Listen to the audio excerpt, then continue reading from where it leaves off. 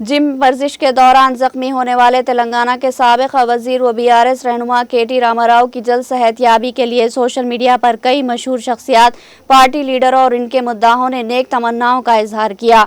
मरकजी वजीर बंडी संजय ने एक्स साबिका ट्विटर पर लिखा कि मैं उम्मीद करता हूं कि KTR जल्द मुकम्मल सेहतयाब हो और दोबारा ताकत व सेहत के साथ वापस आए। KTR ने इनकी ट्वीट का जवाब देते हुए कहा कि शुक्रिया बंडी संजय। आंध्र प्रदेश के नायब वजीर आला पवन कल्याण ने भी एक्स पर इजहार हमदर्दी करते हुए मशवरा दिया कि भाई KTR डॉक्टरों के मशवरे के मुताबिक आराम करे और जल्द सेहतयाब हो। इसी तरह आंध्र प्रदेश के वजीर नारा लोकेश ने भी अफसोस का इजहार करते हुए कहा कि उन्हें KTR के जख्मी होने की खबर सुनकर दुख हुआ और वह इनकी जल्द सेहतयाबी के लिए पुरुम्मीद है। आंध्र प्रदेश के साबिक वजीर आला YS जगन मोहन रेड्डी ने भी सोशल मीडिया पर नेक ख्वाहिशात का इजहार किया। इन तमाम रहनुमाओं की ट्वीट के लिए KTR ने जवाब दिया।